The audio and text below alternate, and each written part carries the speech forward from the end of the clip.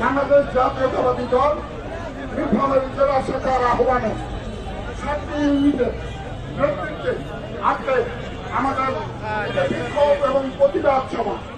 কিসের জন্য?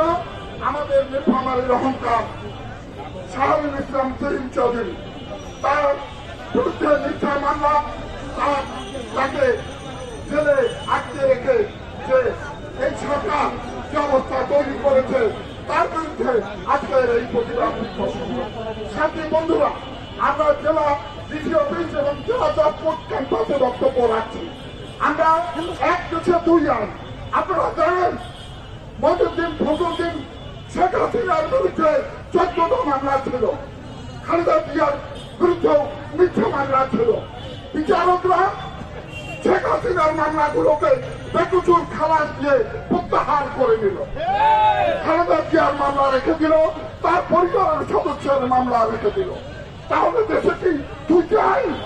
সাথী বন্ধুরা, আবার এই সরকারের আমলে দেখছি যখন দেশের মানুষ সাইড হত্যা, মুক্ত হত্যা, হাজার হাজার ছাত্র হত্যার জন্য আওয়ামী লীগের ফাঁসি যাচ্ছে, আওয়ামী লীগের আটক করতে বলছে, তখন আওয়ামী লীগকে না ধরে প্রশাসন বিএনপির নেতাকে আটক করে। একই দেশে সাথী বন্ধুরা, তাই আজকে এই সমাবেশে আপনাদের কাছে আপনাদেরকে ধন্যবাদ দিচ্ছি। আপনারা সমস্ত স্বার্থে নিজের নেতৃত্ব এসেছেন। আমাদের কিছু ভুল ত্রুটি আছে, কিন্তু এটা আমাদের কারণে নয়। আল্লাহ পাকের বৃষ্টি হয়েছে, আবার নীলফামারীতে মেট্রিক পরীক্ষা চলছে, একটার মধ্যে সমস্ত শিক্ষা প্রতিষ্ঠানের ছাত্রছাত্রীরা বের হয়, রাস্তা আমরা বেরোতে পারি না। আমি আর জেলা সেক্রেটারি এবং কয়েকটা ইউনিটের নেতৃবৃন্দ আমরা একখানে হয়ে বললাম আমরা 12:30টার পরেও মিছিলতে নাই করতে। আমাদের যদি ভুল হয়ে থাকে কিছু নেতৃবৃন্দের কাছে আমরা বলছি, আপনারা এখন বলছেন যে একটার পরও মিছিল বের করলে পারতেন, কিন্তু সেটা আমরা হয়তো পারতাম। হ্যাঁ, আর কিন্তু মেট্রিক পরীক্ষার জন্য এটা করতে পারি নাই।